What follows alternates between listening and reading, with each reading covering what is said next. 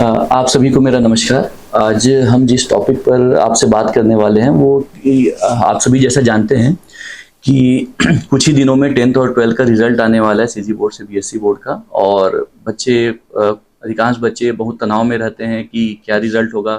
कुछ बच्चे एक्साइटमेंट में भी रहते हैं, तो उसी संबंध में हम बात करने वाले हैं। और पेरेंट्स से ज़्यादा इम्पोर्टेंट रोल इसमें किसी का नहीं रहता है। और हम जैसा जानते हैं कि बच्चों के लाइफ में अगर दो तीन चीज़ों को देखें तो सबसे ज़्यादा इम्पोर्टेंट रोल होता है पेरेंट्स का, उसके बाद उनके टीचर्स का, और थर्ड होते हैं उनके पीयर्स का, जो आसपास के जो लोग होते हैं वो कैसा माहौल बनाते हैं। तो एक एक करके बात करते हैं। सबसे पहले मैं पेरेंट्स से बात करूंगा कि अभी आप लोगों के लिए बहुत अच्छी अपॉर्चुनिटी है कि अपने बच्चों के साथ टाइम स्पेंड करें। ये मौका बार बार नहीं मिलता है। अभी आप उनके साथ मूवीज़ जाइए, कभी डिनर पर जाइए, अगर टाइम मिले तो कहीं बाहर लेकर चले जाइए ट्रैवलिंग में। क्योंकि इसके बाद जैसे 10th के बाद 11th-12th आ जाएगा तो उसमें भी वो पढ़ाई में लग जाएँगे, वो आपको टाइम नहीं दे पाएँगे। और 12th के बाद जनरली कॉलेज में चले जाएँगे, तो वो कॉलेज अदर सिटीज़ में रहती है तो बाहर रहेंगे। तो ये मौका आपको बार-बार नहीं मिलेगा। जैसे मैं अपना एग्ज़ाम्पल दूँ कि मैं 8th तक फैमिली के साथ रहकर पढ़ता था, और 9th के बाद मैं बाहर चले गया तो फैमिली के साथ रहना हो ही नहीं पाया। तो लगता है कि और ज़्यादा टाइम स्पेंड कर सकते थे फैमिली के साथ। तो इस चीज़ को अच्छा यूज़ करिए और बच्चों के अपने फ्रेंड्स बनिए, बच्चों को सपोर्ट करिए, उनको कभी भी डिमोटिवेट मत करिए। और कोशिश करिए, अब एग्ज़ाम में जो करना था वो तो ऑलरेडी कर चुके हैं। कि और कोई भी बच्चा जानबूझकर अपना रिज़ल्ट ख़राब नहीं करता है, या हर बच्चा अपना 100% देता है। आजकल हर किसी को अपने फ्यूचर की चिंता हम सभी से ज़्यादा है, तो उनको जितना मेहनत करना था वो ऑलरेडी कर चुके हैं। और ऑलरेडी वो बहुत ज़्यादा टेंशन में है, तो एग्ज़ाम को लेकर बात ना करें उनसे बार-बार। नॉर्मल अदर चीज़ों के बारे में बात करें।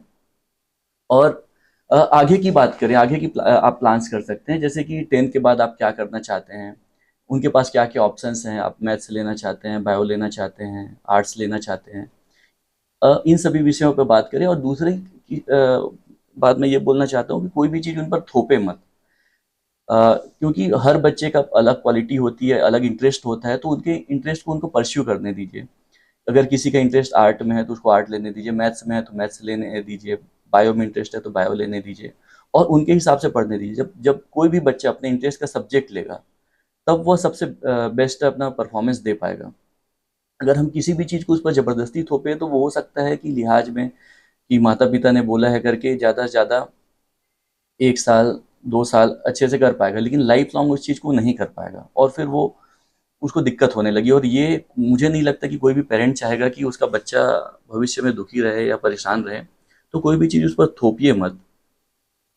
सेम 12th के बाद क्या करना चाहता है, अगर वो इंजीनियरिंग करना चाहता है या कुछ और करना चाहता है, तो उसके ऊपर छोड़ दीजिए कि वो क्या करना चाहता है। आजकल बहुत सारे ऑप्शंस होते हैं, हमारे टाइम पे उतनी चीज़ें पता नहीं होती थी कि क्या-क्या करना है। बहुत सारे ऑप्शंस होते हैं, जैसे इंजीनियरिंग कर सकता है, कोई मेडिकल में कर सकता है, लॉ लॉ में परस्यू कर सकता है। और उसके अलावा जैसे किसी को अगर एक्टर बनना है वो कर सकता है, किसी को बिजनेस करना है वो कर सकता है, बीबीए कर सकता है। बहुत सारी स्ट्रीम्स होते हैं, आप एक्सप्लोर करिए, अपने बच्चों से बात करिए, उनको ऐसे लोगों से मिलवाइए जो अलग अलग फील्ड में हैं, हर प्रकार के लोगों से मिलवाइए। और अभी बच्चे समझ पाएंगे। अभी बच्चे क्या होता है, जो आसपास इन्वायरमेंट होता है, अगर देखते हैं कि कोई इंजीनियरिंग कर रहा है तो हम सोचते हैं कि इसको भी इंजीनियर बना देते हैं, कोई मेडिकल कर रहा है तो फिर हम उसी की तरफ चले जाते हैं। तो सिर्फ एक चीज़ों पे डिपेंडेंट मत रहें, हर प्रकार के जो पर्सनैलिटी हैं, जो लाइफ में सक्सेसफुल हो चुके हैं, सबसे मिलवाइए, उनसे बात करवाइए। हो सकता है उनको कुछ नई चीज़ें पता चलेगी, उसके बाद ही वो अच्छा डिसीजन ले पाएंगे। हम बचपन में हमको खुद नहीं पता होता है कि हम क्या करना चाहते हैं। आप उनको मोटिवेट करिए, और कभी भी किसी से कंपेयर मत करिए। हर बच्चा इंडिविजुअल पर्सनैलिटी का होता है, हर किसी की क्षमताएं अलग अलग होती है। किसी से कंपेयर मत करिए कि फलाना जी का बच्चा इतना अच्छा कर रहा है, उसका इतना परसेंट आया, वो ये कर रहा है। ये बिल्कुल मत करिए, इससे बच्चे डिमोटिवेट होते हैं और जितना परफॉर्म करना चाहिए उतना भी नहीं कर पाते हैं। तो ज़बरदस्ती कंपेयर मत करिए। नेगेटिव तो करना ही नहीं, और पॉजिटिव भी ज़्यादा, बहुत ज़्यादा कंपेयर मत करिए कि तुम इससे अच्छे हो, ये वो करके। तो उससे क्या होता है, फिर उसके ऊपर बहुत ज़्यादा दबाव बन जाता है कि मैं एक बार इससे अच्छा परफॉर्म किया था तो हर बार मुझे अच्छा परफॉर्म करना है। तो बहुत ज़्यादा उस पर मेंटली दबाव भी बनता है। तो किसी से कंपेयर मत कीजिए, इंडिविजुअली उनको मोटिवेट करिए कि अपने स्तर पर जो भी बेस्ट हो सकता है आप वो करिए। तो उस चीज़ को करिए। और बच्चों से मैं रिक्वेस्ट करूंगा कि आप भी अपनी कुछ हॉबी डेवलप करिए। आप अभी आपको मौका मिला है, इससे पहले आप एग्जाम में बिजी रहे होंगे, पढ़ाई में बिजी रहे होंगे, तो आपको मौका नहीं मिल पाया होगा। तो अपनी हॉबी डेवलप करिए। किसी की सिंगिंग होती है, डांसिंग होती है, और कुछ नहीं तो अपनी बॉडी को फिट रखने के लिए आप कुछ कर सकते हैं कि जिम जिम ज्वाइन कर सकते हैं, रनिंग कर सकते हैं, कहीं अपने फ्रेंड्स के साथ ट्रैकिंग वगैरह पे जा सकते हैं। कुछ ना कुछ हॉबी जरूर डेवलप करिए, क्योंकि आगे की लाइफ और ज़्यादा तनावपूर्ण होने वाली है। तो अगर हमारे पास एक हॉबी रहती है तो लाइफ बहुत आसान हो जाती है। और ये भी बोलना चाहूँगा कि पेरेंट्स अपना एम्बिशन अपने बच्चों पर ना थोपे। बहुत बार देखने को मिलता है कि पेरेंट्स का रहता है कि मैं नहीं बन पाया तो वो सोचते हैं कि मेरे बच्चे वो ज़रूर बने। जैसे कोई चाहता है कि मैं आईएएस नहीं उन्होंने आईएएस की तैयारी की थी, आईएएस नहीं बन पाए, तो फिर वो अपने बच्चों पर ज़बरदस्ती बचपन से थोपने लगेंगे, नहीं तुझे आईएएस ही बनना है। कोई सोचेगा कि कोई डॉक्टर नहीं बन पाया तो उनको ज़बरदस्ती बोलेंगे नहीं तुझे डॉक्टर ही बनना है। हो सकता है उसका इंटरेस्ट उस चीज़ में हो ही ना। इस चीज़ के लिए आप सभी ने थ्री इडियट्स मूवी भी देखा होगा, उसमें उन्होंने एग्जाम्पल भी दिया कि जैसे अगर लता मंगेशकर के पेरेंट्स उनको बोलते कि तुम्हें अच्छा क्रिकेटर ही बनना है, तो कभी वो अच्छी सिंगर बन ही नहीं पाती।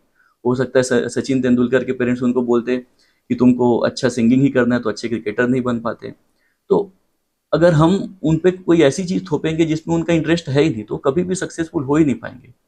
उनको जब हम फ्रीडम देंगे, उनको एक ऐसी एटमॉस्फेयर तैयार करके देंगे कि जिससे वो स्वतंत्र होकर अपने हिसाब से निर्णय ले सके कि हमको क्या करना है। और उन चीज़ों में दो तीन चीज़ों का ध्यान रखें कि हमको लाइफ में क्या करना है। इसको पहले तो ये देखें कि हमारा इंटरेस्ट किस चीज़ में है, दूसरा उस चीज़ में करियर अपॉर्चुनिटीज़ कैसी है, और इन चीज़ों को मिला कर देखें। सिर्फ ये ना देख, सिर्फ इंटरेस्ट पर भी डिपेंडेंट मत रहें। कई बार क्या होता है, हमारा इंटरेस्ट किसी चीज़ में होता है लेकिन उसमें अच्छे ऑप्शंस नहीं है। और कई बार होता है जिसमें हम करियर अपॉर्चुनिटी अच्छा है देख के डिसीजन लेते हैं, तो उसमें हमारा इंटरेस्ट नहीं होता है। तो कोशिश करिए कॉम्बिनेशन ढूंढने का, जो हम सारी चीज़ों का जब कॉम्बिनेशन ढूंढते हैं वो सबसे बेस्ट होता है। और उसके अलावा कि जैसे टेंथ और ट्वेल्थ ये बोर्ड एग्जाम होते हैं, और मेरा जो पर्सनल एक्सपीरियंस रहा है कि बोर्ड एग्जाम हाईली अनप्रडिक्टेबल होता है। कि जैसे मैं अपना एग्जांपल दूंगा कि हमारे टाइम पे क्लास फिफ्थ में भी बोर्ड होता था, एट्थ में भी बोर्ड होता था, सीजी बोर्ड से था मैं। तो फोर्थ तक मैं नॉर्मल स्टूडेंट था, पढ़ने में उतना अच्छा था नहीं, परसेंटेज भी कम आए थे, लेकिन मैंने पढ़ा, लेकिन उतना अच्छा एग्जाम मेरा गया नहीं था। लेकिन क्लास फिफ्थ में क्या हुआ कि 95% आ गए मेरे। इतना मैंने भी उम्मीद नहीं किया था। उसके बाद क्या हुआ, एक बार 95% आ गया तो मैं भी पढ़ने में मोटिवेट हो गया, तो सिक्स सेवेंथ में बहुत अच्छे से पढ़ा। और उस टाइम परसेंटेज भी सब कंटिन्यूस 90% से अबव है। तो एट्थ में भी मैंने जो हाफ ईयरली एग्जाम तक भी परसेंटेज अच्छे आए। तो उसके बाद मुझे लगा कि बोर्ड में भी अच्छे आएंगे। मैंने पूरी तैयारी भी की, बहुत अच्छा सारी चीज़ें आंसर्स भी लिखी, सारी अपने एफर्ट्स भी दी। लेकिन जब एट्थ का एग्ज़ाम का रिजल्ट आया तो मेरा 73% आया। तो इससे बस मैं यही बताना चाहता हूँ कि बोर्ड एग्जाम में क्या होता है, अलग अलग जगह पे कॉपी चेकिंग होती है, अलग अलग टीचर्स चेक करते हैं। और उसके अलावा क्या होता है कि जब हम एग्ज़ाम दिलाते हैं तो उस टाइम पे हमारा मेंटल प्रेशर भी अलग होता है। अभी तक हमको आदत रहती है कि अपने स्कूल के कैंपस में एग्ज़ाम दिलाते हैं, अपने फ्रेंड्स के बीच एग्ज़ाम दिलाते हैं, तो हम नॉर्मल रहते हैं। जैसे ही हम स्कूल से बाहर जाते हैं, एक नया एटमॉस्फेयर मिलता है, तो हम कई बार क्या होता है पैनिक कर जाते हैं। और हड़बड़ा कर जो चीज़ें हमको पता होती है, जो हमको श्योर शॉट पता होती है, जिसका आंसर हम पहले प्री बोर्ड में एग्ज़ाम में या होम एग्ज़ाम में बहुत अच्छे से लिखे होते हैं, उसका भी हम एग्ज़ाम में कई बार गलत आंसर लिख डालते हैं। तो मेंटल प्रेशर भी होती है। तो इन सब चीज़ों की वजह से बहुत बार क्या होता है कि बोर्ड के एग्ज़ाम्स हमारे कंट्रोल में नहीं होते। हम जितना सोचेंगे कई बार उससे ज़्यादा भी हो जाता है और कई बार कम भी हो जाता है। तो इसलिए रिजल्ट पे बहुत ज़्यादा डिपेंडेंट मत रहें। हमने अपना एफर्ट हमेशा, मेरा ये सोचना रहता है कि हमको एफर्ट पर फोकस करना चाहिए। हम अपना बेस्ट दें, जितना हो सकता है उतना करें। और हमेशा ऑप्टिमिस्टिक भी रहें कि रिजल्ट अच्छा ही आएगा, लेकिन साथ साथ हमको जो सबसे बुरा हो सकता है उस चीज़ के लिए प्रिपेयर भी रहना पड़ता है। जैसे कि मैं अपना एग्जांपल दूंगा कि जब मैं प्राइवेट जॉब कर रहा था, तो उस टाइम मैं जॉब छोड़कर आया था। तो मेरा कभी भी ये पीएससी की तैयारी करने के लिए तो मेरा टारगेट ये नहीं था कि एकदम सेलेक्ट होना ही है या सेलेक्ट हो ही जाऊंगा, ये भी नहीं था। मेरा था कि बस कोशिश करना है। 3 साल तक मैंने टारगेट किया था कि 3 साल तक मैं अपना 100% दूंगा, जितना हो पाए। 3 साल तक सिलेक्शन होता है तो ठीक है, नहीं सिलेक्शन होता है तो वापस उसी जॉब में कंटिन्यू कर दूंगा। तो मेरा पूरा टारगेट था कि अपना एफर्ट करने पर। और मेरे साथ होता भी है कि मैं रिजल्ट से बहुत ज़्यादा प्रभावित नहीं होता हूँ, लेकिन कभी-कभी जब मैं अपना एफर्ट नहीं दे पाता हूँ, तब मुझे गिल्ट फील होता है। तो और उसका रिजल्ट भी ये होता है कि जब आप एफर्ट पर 100% फोकस करेंगे, तो आपका रिजल्ट हमेशा अच्छा आता है। तो सिलेक्शन भी हो गया उसमें। लेकिन कई बार क्या होता है कि हम एफर्ट भी देते हैं उससे पहले भी। जैसे कि मैं अपना बताऊंगा स्टोरी कि कॉलेज के बाद मैंने मैं माइनिंग इंजीनियर हूँ, तो हम लोग का ड्रीम जॉब होता है कि कोल इंडिया लिमिटेड में हमारी जॉब लग जाए। तो जब कैंपस में कोल इंडिया का इंटरव्यू हुआ तो उसमें मेरा सिलेक्शन हुआ नहीं। तो उस टाइम पे मैं बहुत ज़्यादा दुखी भी था कि अब आगे क्या होगा पता नहीं। इसी चीज़ के लिए तो 4 साल तैयारी किए थे, लेकिन सिलेक्शन हुआ नहीं। लेकिन ये मैं आज सोचता हूँ कि अगर मेरा कोल इंडिया लिमिटेड में सिलेक्शन हो जाता तो आज मैं इस जगह पे नहीं होता। तो मैं ये बताना चाहता हूँ इसके माध्यम से कि लाइफ में कोई भी चीज़ अगर बुरी भी होती है तो तत्कालिक तो ज़रूर लगता है कि ये हमारे साथ बुरा हुआ, लेकिन लॉन्ग टर्म में भगवान हमारे लिए कुछ ना कुछ अच्छा सोच के रखा रहता है। कई बार जो तत्कालिक में बुरी होती है वो हमारे लिए लॉन्ग टर्म में अच्छा ही होता है। तो उसके बाद मेरा कोल इंडिया लिमिटेड में सिलेक्शन नहीं हुआ। उसके बाद मैंने बहुत सारे एग्ज़ाम्स दिए, इंडियन नेवी के एग्ज़ाम्स दिए, उसमें मेरा सिलेक्शन नहीं हुआ। फूड इंस्पेक्टर का एग्ज़ाम दिया, उसमें सिलेक्शन नहीं हुआ। एसीएफ का एग्ज़ाम दिया, उसमें प्री ही नहीं निकला। उसके बाद सीजीपीएससी का भी मैंने 2 बार प्री दिया, उसमें भी मेरा सिलेक्शन नहीं हुआ।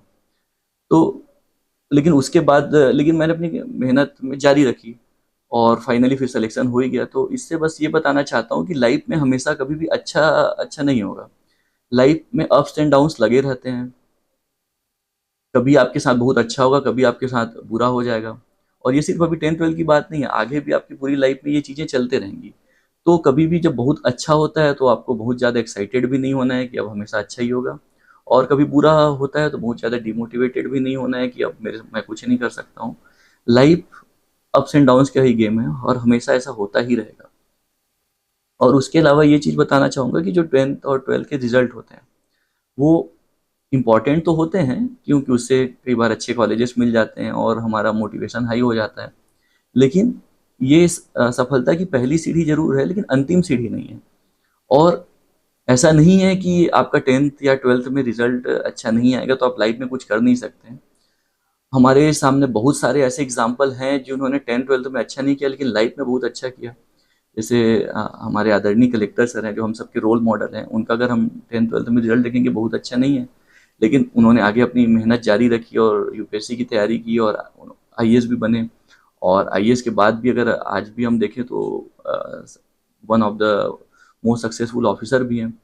तो यही चीज़ मैं बताना चाहूँगा। और कई लोग ऐसे होते हैं जिनका 10th-12th में अच्छा परसेंट आ भी जाता है लेकिन लाइफ में अच्छा नहीं कर पाते हैं। तो ज़रूरी नहीं है कि 10th या 12th में आपका बहुत अच्छा परसेंटेज आएगा तभी आप लाइफ में कुछ अच्छा कर सकते हैं। मैं अपना पर्सनल एक्सपीरियंस से भी ये बता सकता हूँ कि 10th और 12th के जो परसेंटेज थे, आज तक वो इतने सारे मैंने एग्ज़ाम दिए, किसी में कभी काम नहीं आया। तो ऐसा नहीं है कि वो परसेंटेज के बेसिस पे ही आपका कुछ होना है। आगे आपका बहुत सारी अपॉर्चुनिटीज़ मिलेगी, लाइफ बहुत ज़्यादा आपको ऑप्शंस देंगी हमेशा। आपको मेरा जो एक्सपीरियंस है कि लाइफ में सिर्फ 2 या 3 साल आपको बहुत अच्छे से एफर्ट मारना है और उसके बेसिस पे आपका पूरा लाइफ का डायरेक्शन तय होता है। जैसे अगर आपने 11-12 में बहुत अच्छा तरीके से मेहनत किया तो आपको एक बहुत अच्छा कॉलेज मिल जाएगा, आपकी लाइफ में मतलब तकलीफ़ें कम हो जाएँगी और अच्छे जॉब ऑप्शंस खुल जाएँगे। आप अगर कॉलेज में अच्छा मेहनत करते हैं तो आपको कैंपस प्लेसमेंट हो जाएगा। लेकिन अगर आप 10th-12th में नहीं अच्छे से पढ़ पाए हैं, कॉलेज में अच्छा नहीं पढ़ पाए, फिर भी आपके पास फ्यूचर में भी ऑप्शंस रहेंगे कि आप कोई कॉम्पिटिटिव एग्ज़ाम्स की तैयारी कर सकते हो, जैसे बैंक पीओ होता है, पीएससी के एग्ज़ाम्स होते हैं और बहुत सारे एग्ज़ाम्स होते हैं। उस टाइम भी अगर आप 1-2 साल बहुत अच्छे से मेहनत करते हैं तो आपका उसमें सिलेक्शन हो जाएगा। अगर उस टाइम या अगर कोई बिज़नेस ही आप करना चाहते हो तो उसमें भी आपको शुरू में 1-2 साल बहुत एफर्ट देना पड़ेगा। हो सकता है आपके जैसा आपने ग्रोथ प्लान किया है वैसा नहीं हो रहा है, लेकिन आपको हिम्मत नहीं हारना है, आपको कंटिन्यूअसली मेहनत करते रहना है। तो बस यही चीज़ें बोलना चाहूँगा। हाँ, तो जैसा कि मैं बता रहा था कि अभी आप लोग अपना टाइम स्पेंड करिए कि आप अपने फ्रेंड्स के साथ टाइम स्पेंड करिए, अपने पेरेंट्स के साथ टाइम स्पेंड करिए कि ये मौका आपको दोबारा नहीं मिल पाएगा। और आप फ्यूचर की प्लानिंग्स करिए, आप क्या करना चाहते हैं। अभी हम क्या होता है जब लगातार कंटिन्यूस पढ़ाई में बिजी रहते हैं तो हम इस विषय में सोच नहीं पाते हैं। हम सिर्फ जो आगे आते जाती है चीज़ें कि अभी ये एग्ज़ाम है, अभी ये एग्ज़ाम है, बस उसी को कंटिन्यूअसली सोचते ही रह जाते हैं। और कभी हमको खुल के सोचने का मौका नहीं मिल पाता है कि हमारा इंटरेस्ट क्या है। हम हमारे जो पेरेंट्स हमको बोलते हैं, हम सिर्फ उन्हीं चीज़ों को अ, बस सोचते रह जाते हैं। तो अभी आपके पास अपॉर्च्युनिटीज़ है, आप इंटरनेट में भी सर्च कर सकते हैं। इंटरनेट में जो हर हर उस स्ट्रीम में जो सक्सेसफुल हैं, अलग-अलग स्ट्रीम्स होते हैं, जैसे मेडिकल में कोई सक्सेसफुल है, कोई बहुत अच्छा डॉक्टर है, आप उनके इंटरव्यूज़ वगैरह देख सकते हैं कि लाइफ में मेडिकल फील्ड में सिलेक्शन होने के बाद लाइफ कैसा होता है, कि एक डॉक्टर की लाइफ आखिर होती कैसे है। कई बार क्या होता है, हमको लगता है कि ये लाइफ में हमें इंटरेस्ट आएगा, लेकिन जब हम उनकी लाइफ स्टोरी सुनते हैं क्यों, तो हमें कुछ अलग चीज़ें पता चलती है। तो आप उनका इंटरव्यू देख सकते हैं। जैसे आप इंजीनियर ही बनना चाहते हैं तो अलग अलग उसमें भी ब्रांच होते हैं, तो उनके इंटरव्यूज़ वगैरह देख सकते हैं। आपके आस-पास जो लोग सेलेक्टेड हैं, उनसे आप मिल सकते हैं। उनसे आप पता करिए कि लाइफ में आफ्टर इंजीनियरिंग या इंजीनियर बनने के बाद लाइफ कैसी होती है, कि इंजीनियर का क्या-क्या काम होता है। आप उनसे बात करिए। अगर आप सिविल सर्वेंट जैसे बनना चाहते हैं, तो उनसे मिलिए कि कोई जो स्टेट सर्विस वाले ऑफिसर्स हैं, उनसे मिल सकते हैं। जो सीनियर जो आईएएस ऑफिसर हैं, आईएफएस हैं, आईआरएस हैं, उनसे आप पर्सनली एक बार मिलिए। कि कई बार क्या होता है, जो सोशल मीडिया में लाइफ दिखती है और रियल लाइफ दोनों में डिफरेंस होता है, तो आप उनसे मिलिए और तब आपको समझ आएगा कि इनकी लाइफ कैसी होती है। आप अगर एक्टिंग फील्ड में जाना चाहते हैं तो उन एक्टर से किसी एक्टर से मिलिए। अगर आप बिजनेसमैन बनना चाहते हैं तो उनसे मिलिए। तो मैं ये आपको सजेस्ट करूँगा, आप किसी एक फील्ड तक रिस्ट्रिक्ट मत करिए अपने आप को। हमको क्या है, 10th-12th में हम बहुत बच्चे रहते हैं, हमको नहीं पता होता है कि क्या करना होता है। और उस टाइम पे अगर हमको पता भी रहता है तो वो भी ज़रूरी नहीं कि हम सही ही बोल रहे हैं। तो आप सबसे मिलिए, इर्रिस्पेक्टिव आप क्या करना चाहते हैं, हर किसी से मिलिए।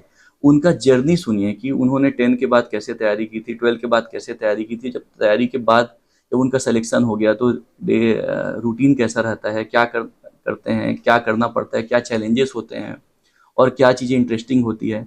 ऐसी हर फील्ड के लोगों से आप मिलेंगे, तब आप बेहतर समझ पाएँगे कि एग्ज़ैक्टली मैं सच में क्या करना चाहता हूँ।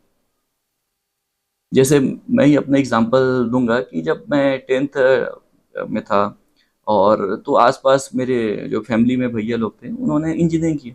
तो मैंने कभी आगे कुछ सोचा ही नहीं। मैंने सोचा कि जब सब इंजीनियरिंग कर रहे हैं, तो मैं भी इंजीनियरिंग कर लूँगा। लेकिन जब मैं इंजीनियरिंग फील्ड में गया, जब मेरी जॉब लगी, तो उस टाइम मुझे रियलाइज़ हुआ कि नहीं, मैं तो इस चीज़ के लिए बना ही नहीं हूँ। उसके बाद मैंने जब 2 साल जॉब किया, उस टाइम पे मैंने सोचा कि अब इसके बाद मुझे जाना है, तो मैं हड़बड़ी में नहीं जाऊँगा। मैं सारे फील्ड के लोगों से बात करूँगा कि जैसे मेरे पास ऑप्शंस थे, एमबीए मैं कर सकता था। तो जो एमबीए में सेलेक्टेड लोग थे, उनसे मैंने बात किया कि एमबीए के बाद लाइफ कैसी होती है, और 2-3 फील्ड में बात किया। जो यूपीएससी से सेलेक्टेड हैं, जो सीजीपीएससी से सेलेक्टेड हैं, उनसे मैंने बात किया कि लाइफ इसमें कैसी होती है। उसके बाद मैंने निर्णय लिया। तो फिर मुझे रियलाइज़ हुआ कि मैं इसी फील्ड के लिए बना हूँ। लेकिन तब तक मुझे लेट हो चुका था। अगर मुझे इस चीज़ में पहले ही पता होता कि ये लाइफ़ ऐसी होती है और मुझे इस चीज़ में इंटरेस्ट होता है, तो हो सकता है मैं कॉलेज के टाइम से तैयारी स्टार्ट कर देता। तो इस चीज़ का उसमें यूज़ करेंगे। उसके अलावा जो आपके जैसे मुझसे भी आकर आप मिल सकते हैं। मेरा ऑफ़िस यहीं नेहरू चौक में है, एसडीएम ऑफ़िस, आप मुझसे आकर मिल सकते हैं। यहाँ पे जो इसके अलावा भी बहुत सारे डिपार्टमेंट्स हैं। मैं रिक्वेस्ट करूँगा, जो हमारे एजुकेशन डिपार्टमेंट के लोग हैं, वो टूर प्लान कर सकते हैं। जो बच्चे अभी एग्ज़ाम उन जिनका ख़त्म हुआ है, उनको अलग-अलग जगह घुमा सकते हैं, उनकी कुछ रिक्रिएशन एक्टिविटी करा सकते हैं, कहीं ट्रैकिंग पे ले जा सकते हैं। और सबसे और उसके अलावा फ्यूचर में भी जैसे 11th-12th में होता है, अ, जो गवर्नमेंट स्कूल के बच्चे हैं, उनको प्राइवेट स्कूल में एक बार विज़िट करा सकते हैं। प्राइवेट स्कूल के बच्चे हैं, उनको गवर्नमेंट स्कूल में ले जा सकते हैं। तो इससे क्या है, अलग-अलग एक्सपोज़र मिलेगा। और जो ग्रामीण क्षेत्र के लोग हैं, उनको शहरों में एक बार घुमाइए। जो शहरी क्षेत्र के बच्चे हैं, उनको ग्रामीण एरिया में ले जाइए। तो इससे उनको अलग-अलग एक्सपोज़र मिलेगा। उनको रियलाइज़ होगा, जो जैसे शहर के बच्चे हैं, उन्होंने जो लाइफ़ देखा है वो कंप्लीटली डिफरेंट है। और जो ग्रामीण परिवेश की लाइफ़ होती है, वो भी कंप्लीटली डिफरेंट होता है। जब वो गाँव जाएँगे, गाँव के लोगों से मिलेंगे, उनकी समस्याओं को सुनेंगे, तब उनको रियलाइज होगा कि लाइफ कैसी होती है। उसके अलावा जो फ्यूचर में वो करने वाले हैं वहाँ ले जाइए। जैसे कभी उनको इंजीनियरिंग जो 11-12 के बच्चे हैं या जो अभी 12 के बाद एग्ज़ाम दिए हुए हैं, उनको आप कॉलेजेस ले जा सकते हैं, अलग अलग कॉलेजेस में। कि जैसे कभी इंजीनियरिंग कॉलेज में ले गए, वहाँ लोगों से मिलाएं कि वहाँ कैसा लाइफ होता है। मेडिकल कॉलेज ले गए, वहाँ मिलाएं वहाँ कैसा लाइफ होता है। और उसके अलावा बच्चों को समझ नहीं आता कि कैसे बात करना है, तो मैं जो हमारे एजुकेशन डिपार्टमेंट के साथी हैं उनसे यही रिक्वेस्ट करूंगा कि एक ऐसा प्लान कर सकते हैं, ऐसा कुछ सेशन कि डेली, जैसे अभी हम लोग वीडियो बना रहे हैं, तो डेली एक एक वीडियो जो हर अलग अलग फील्ड में जो सेलेक्टेड लोग हैं और जो सक्सेसफुल लोग हैं उनसे लाइव सेशन इंटरेक्शन बच्चों का करवा दें। और तो बच्चे उनसे क्वेश्चंस पूछ पाएंगे और बच्चे उनके लाइफ एक्सपीरियंस से समझ पाएंगे कि उनको क्या करना चाहिए। हमारे टाइम पे हमको बहुत ज़्यादा गाइडेंस नहीं मिल पाती थी, सोशल मीडिया उतना चला नहीं पाते थे, तो हमारे आसपास बस 2-4 लोग जो होते थे हम उन्हीं पे डिपेंडेंट रहते थे। लेकिन आज सोशल मीडिया का ज़माना है, हर बच्चे अब मोबाइल यूज़ करते हैं, तो इस चीज़ को उनके बेनिफिट के लिए भी हम यूज़ कर सकते हैं। एक बढ़िया सेशन प्लान करते हैं और मुझसे भी जो सहयोग होगा वो मैं बिल्कुल प्रदान करूँगा। तो ऐसा लाइव सेशन ज़रूर प्लान करते हैं। रामेश्वर जायसवाल जी का प्रश्न है कि वर्तमान में बच्चों में पेशेंस, धीरज नहीं है सर, इसके लिए आप क्या संदेश देंगे? तो इसके लिए मैं ये बोलना चाहूँगा कि जो पेशेंस की कमी होती है, इसके कहीं न कहीं जिम्मेदार हम पेरेंट्स भी होते हैं और जो टीचर्स हैं वो भी होते हैं। तो सबसे ज़्यादा सजेशन तो मैं उन्हीं को दूंगा कि पेरेंट्स कभी भी चीज़ें उन पर थोपे मत।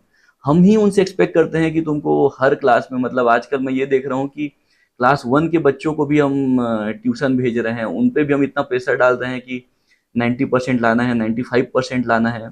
तो हम ही तो उन पर इतना प्रेशर थोप रहे हैं और फिर उनसे एक्सपेक्ट करेंगे कि बच्चे इतना टेंशन क्यों ले रहे हैं।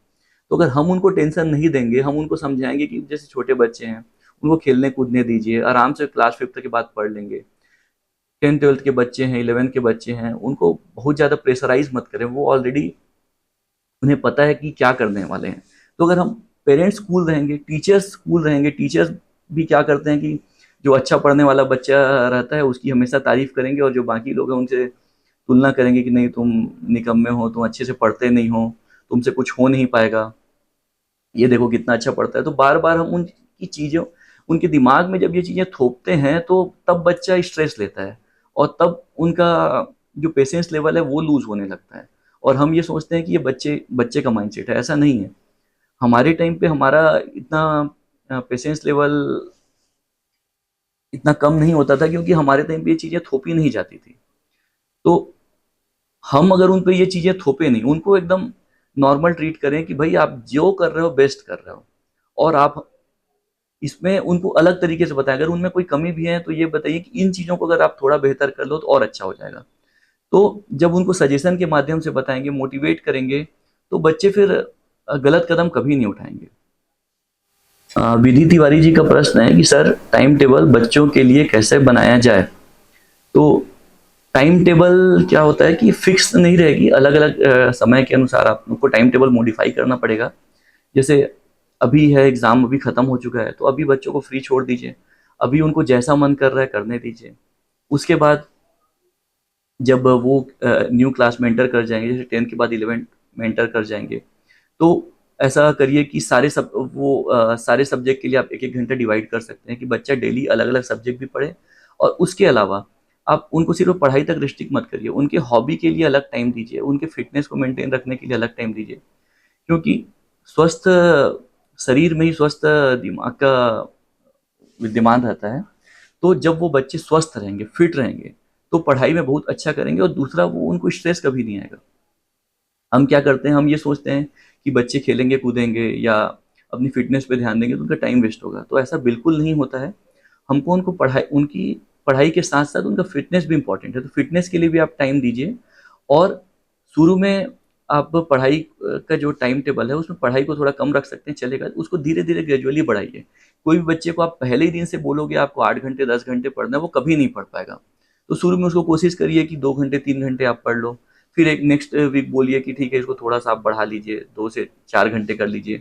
फिर जैसे एग्ज़ाम पास आने लगेंगे 6 घंटे 7 घंटे, और धीरे-धीरे जब वो उस चीज़ को अडॉप्ट कर लेता है तो उसको हम धीरे-धीरे और बढ़ा सकते हैं। फिर एग्ज़ाम टाइम में ऑटोमेटिक वो 8 से 10 घंटे पढ़ लेता है। तो मैं यही रिक्वेस्ट करूँगा कि मैं अपना पर्सनल एक्सपीरियंस बताऊँगा कि मैंने कभी भी टाइम टेबल को बहुत ज़्यादा रिस्ट्रिक्ट नहीं किया। शुरू से ही मैंने कभी ऐसा टारगेट सेट नहीं किया है कि पहले ही दिन से मैं 10 घंटे पढ़ने लग जाऊँगा। मैं ग्रेजुअली हमेशा बढ़ाता हूँ, जैसे ट्रेन का स्पीड होता है कि वो धीरे-धीरे अपनी स्पीड पकड़ता है। तो वैसे ही करिए कि वो शुरू में 1 घंटे पढ़े, 2 घंटे पढ़े, फिर 3 घंटे पढ़े, 4 घंटे पढ़े। जब बॉडी उस चीज़ को एडॉप्ट कर लेती है, तभी हम उस चीज़ को बेहतर तरीके से कर सकते हैं। क्या होता है कि हम कभी एकदम एग्रेसिव टारगेट सेट कर लेते हैं कि पहले ही दिन आपको 10 घंटे पढ़ने हैं, 12 घंटे पढ़ना है। तो उससे क्या होता है कि हम उतना तो पढ़ ही नहीं पाते हैं और उस टारगेट को अचीव नहीं कर पाते हैं। फिर हमारे मन में ये आता है कि ये टाइम टेबल वाली चीज़ें बकवास है, ये तो अचीव हो ही नहीं पाता है, और फिर हम ऐसे टाइम टेबल बनाते हैं जो अचीवेबल भी हो, लेकिन फिर भी हमारे मन में उस चीज़ को लेकर नेगेटिविटी आ जाती है। तो हमेशा अचीवेबल टारगेट सेट करें और उसको ग्रेजुअली बढ़ाएं। मनी पांडे जी ने पूछा है कि सर 10th के बाद कौन सा सब्जेक्ट ठीक है। तो जैसा कि मैं इस विषय में पहले ही आप लोगों को बता चुका हूँ, लेकिन एक बार और रिपीट कर देता हूँ कि कोई भी सब्जेक्ट अच्छा या बुरा नहीं होता है, वो हमारे इंटरेस्ट पर डिपेंड करता है। अब मैथ्स, आपके पास बहुत सारे ऑप्शंस हैं, जैसे आप 10th के बाद मैथ्स ले सकते हैं अगर आपका मैथ्स में इंटरेस्ट है। अगर आपका बायो में इंटरेस्ट है तब बिल्कुल बायो ले सकते हैं। उसके अलावा आप आर्ट्स भी ले सकते हैं, कॉमर्स भी ले सकते हैं। आर्ट्स के बाद भी आपके पास अच्छे विकल्प हैं, आप एलएलबी करके बहुत अच्छे लॉयर भी बन सकते हैं। कॉमर्स ले सकते हैं। तो आप ये मत सोचिए कि कोई भी सब्जेक्ट अच्छा है या बुरा है, आप अपने इंटरेस्ट को देखिए और बच्चों को हर सब्जेक्ट के जो लोग हैं उनसे बात करने दीजिए। उसके बाद बच्चों पर छोड़ दीजिए कि वो क्या डिसीजन लेना चाहते हैं। जी ने पूछा है कि बच्चा हर वर्क में मन नहीं लगाए फिर कैसे करें। तो अगर बच्चे का किसी चीज़ में मन नहीं लग रहा है, इसका ये मतलब है कि हम उनसे ऐसी चीज़ें करवा रहे हैं जिसमें उनका इंटरेस्ट नहीं है। तो हमको तो पहले तो अपने बच्चों से बात करना चाहिए। हमको उनको समझना चाहिए, किसी किसी चीज़ को थोपने से पहले कि हमको समझना चाहिए कि इनका इंटरेस्ट आखिर किस चीज़ में है। और वो उनसे जब बात करेंगे और फ्रेंडली वे में बात करेंगे कि एक एक दोस्त अपने दोस्त से कैसे बात करता है, तभी वो बता पाएगा कि वो क्या करना चाहता है। और किसी भी बच्चे को जब हम उनकी मन की चीज़ें करने बोलेंगे, तो वो हमेशा अपना 100% देगा। तो पहले समझिए कि बच्चे का इंटरेस्ट किस चीज़ में है, उसके बाद ही उस चीज़ को करने बोलिए। तो बस यही सजेस्ट करूँगा बच्चों को कि टेंशन मत लीजिए, जो करना था आप कर चुके हैं। आप अपना बेस्ट सोचिए, ऑप्टिमिस्टिक रहिए और आपका रिज़ल्ट अच्छा ही आएगा। आप सभी को ऑल द बेस्ट। धन्यवाद।